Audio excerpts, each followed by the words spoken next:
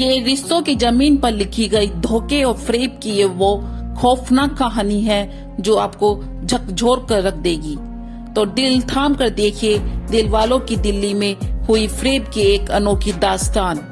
लेकिन पहले मेरे चैनल को लाइक एंड सब्सक्राइब करें। उसने मांग में सिंदूर तो पति के नाम का लगा रखा था, पर दिल में कोई और बस रहा था। उसके सामने एक तरफ पति था और दूसरी तरफ नया नया प्यार।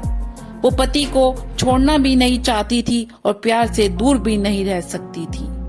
और बस यहीं से धोखे की इस कहानी की शुरुआत होती है। आइए इस कहानी के 3 किरदारों से आपका तारुफ करा दें। प्रीति, अनिल शर्मा और गुफरान अहमद। यही है इस धोखा द मिस्ट्री के कुल 3 किरदार। कमरे के अंदर और बाहर मौजूद इन 3 किरदारों के बीच इस सबसे अनोखी दास्तान की तमाम कड़ियां जुड़ी हैं। साउथ दिल्ली में बुटीक चलाने वाली प्रीति पर गुफरान की पहली नजर उसी बुटीक पर पड़ी थी। नजरें क्या मिली, आंखों के रास्ते प्यार रफ्ता रफ्ता दिल में उतर गया। प्रीति और गुफरान ने फिर कभी मुड़कर नहीं देखा। दोनों के बीच मुलाकातों का सिलसिला बुटीक से सीधे बेडरूम तक जा पहुंचा। बावजूद इसके कि प्रीति शादीशुदा थी, बावजूद इसके कि उसके पति अनिल शर्मा इलाके के बेहद इज्जतदार शख्सियत थे। प्रीति और गुफरान की मुलाकात हर गुजरते दिन के साथ और परवान चढ़ती गई और दोनों का ये नाजायज रिश्ता दिनों दिन मजबूत होता गया। लेकिन रिश्तों की ये हकीकत ज्यादा दिनों तक सुनील से छिप न सकी।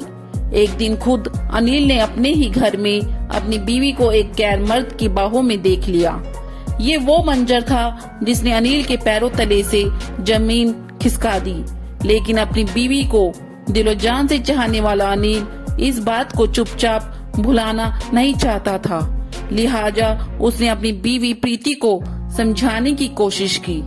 उसे गुफरान से दूर रखना चाहा, लेकिन अपने शोहर की ये बंदिश प्रीति को मंजूर नहीं थी।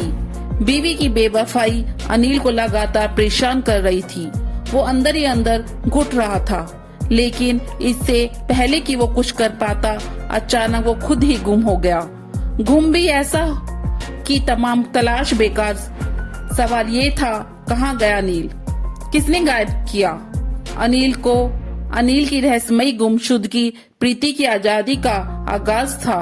अपने माशूक गुफरान के लिए अब उसके घर के दरवाजे पूरी तरह खुल चुके थे।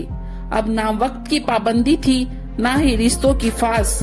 लिहाजा प्रीति की आयाशी को जैसे पंख लग गई। प्रीति अब आजाद थी। आशिकी के रास्ते का सबसे बड़ा रोड़ा उसका पति रहस्यमयी तरीके से गायब हो चुका था। अब ना तो कोई रोकने वाला और ना ही कोई टोकने वाला था, ना ही वक्त की कोई पाबंदी।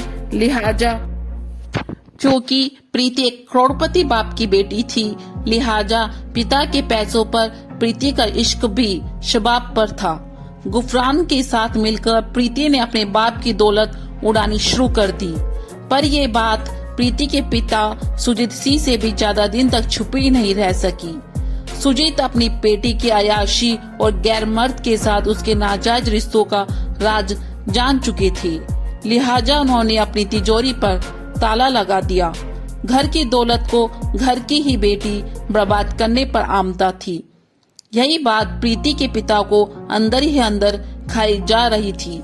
इधर बाप ने अपनी तिजोरी बेटी के लिए बंद की, तो उधर शाही खर्च और हाई प्रोफाइल लाइफस्टाइल ने प्रीति और गुफरान के कर्जे में डुबो दिया। दोनों के पास अपनी अयाशी के लिए आमदनी का कोई और जरिया भी नहीं था। घूम फिर कर प्रीति की निगाहें अपने पिता की बेशुमार दौलत पर गड़ गई। उसे अच्छी तरह मालूम था, बिना हाथ पांव मारे करोड़ों की दौलत उसके हाथ लग सकती थी। लिहाजा अब उसके मन में किसी भी सूरत में पिता की दौलत हासिल करने का लालच घर करने लगा। लिहाजा दौलत पाने के लिए प्रीति और गुफरान ने एक खतरनाक साजिश रची। दूसरी तरफ पुलिस उसके पति की रहस्यमयी गुमशुदगी की तफ्तीश में पूरी तेजी से जुटी थी। लेकिन इससे पहले कि थाने से प्रीति के पति की कोई खबर आती, प्रीति के घर से ही एक और खबर बाहर आई। पति के बाद अब अचानक प्रीति के पिता सुजीत सिंह भी गायब हो गए। एक ही घर से दो गुमशुदगी ने पुलिस का भी सिर चकरा दिया। इसी के बाद पहली बार पुलिस की नजरें प्रीति और गुफरान पर पड़ी। पहले पति और फिर पिता की गुमशुदगी की बात पुलिस को आसानी से हजम नहीं हो रही थी। प्रीति के चेहरे पर कोई शिकन तक नहीं थी और यही वो बात थी जो पुलिस को ज्यादा परेशान कर रही थी। उधर पिता के गायब होने के बाद प्रीति के अरमानों को जैसे पंख लग गए हो। अब घर और बाहर दोनों ही जगह उसे रोकने और टोकने वाला कोई नहीं था। लिहाजा गुफरान के साथ उसकी आशिकी और भी बढ़ती गई। चूंकि पुलिस को प्रीति और गुफरान के रिश्तों पर शक हो चुका था, लिहाजा पुलिस ने दोनों के फोन को भी सर्विस लॉन्च पर डाल दिया। आखिरकार पुलिस का शक काम कर गया और वो सीधे कातिल तक पहुंच गई। जी हाँ, कातिल का, क्योंकि पुलिस जिसे गुमशुदगी का मामला मानकर चल रही थी वो मामला कत्ल का निकला और वो कत्ल की शक्ल में जो चेहरा सामने आया उसने खुद पुलिस के पैरों तले से जमीन खिसका दी। बाप की लाश मिले और बेटे के दामन पर खून, तो फिर किसके पैरों तले से जमीन नहीं खिसकेगी। जी हाँ, सुजीत सिंह गायब नहीं हुए थे, बल्कि उन्हें हमेशा हमेशा के लिए मौत की नींद सुला दिया गया था और ये काम किसी और ने नहीं, खुद उनकी अपनी बेटी प्रीति ने किया था। प्रीति को अपनी आशिकी के लिए दौलत की दरकार थी। प्रीति अपने बाप की आलीशान बिल्डिंग को बेचकर करोड़ों रुपए हासिल कर सकती थी। वो अपने पिता की इकलौती वारिस भी थी, पर उसे ये विरासत बाप के जीते जी मिलने की कोई उम्मीद नहीं थी। फिर उसने अपने पिता को ही हमेशा हमेशा के लिए रास्ते से हटाने का फैसला कर लिया। साजिश के तहत प्रीति ने गुफरान और उसके एक दोस्त को एक रात अपने घर बुलाया। सुजीत सिंह तब अपने अंजाम से बेखबर अपने कमरे में आराम कर रहे थे। रात के वक्त अचानक दो अजनबियों को कमरे में आता देख वो चौंक गए, पर इससे पहले कि वो कुछ समझ पाते, गुफरान और प्रीति ने तकिए से मुंह दबाकर सुजीत की हत्या कर दी। फिर उसके बाद गुफरान और उसके दोस्तों ने सुजीत की लाश को एक चादर में लपेटकर गगन नहर में फेंक दिया। बाद में खुद प्रीति ने पुलिस में अपने पिता की गुमशुदगी की रिपोर्ट भी दर्ज करा दी ताकि किसी को उस पर शक न हो। लेकिन प्रीति और गुफरान के फोन टैप कर पुलिस ने आखिरकार 3 साल बाद सुजीत सिंह की गुमशुदगी की गुत्थी सुलझा ही दी। लेकिन अभी प्रीति के पति अनिल की गुमशुदगी की पहेली सुलझानी बाकी थी। पुलिस को यकीन था कि बाप की तरह ही प्रीति ने अपने पति की भी इसी तरह रास्ते से हटा दिया होगा। लेकिन प्रीति और इरफान यही रट लगाए हुए हैं कि अनिल के बारे में उन्हें कुछ पता नहीं।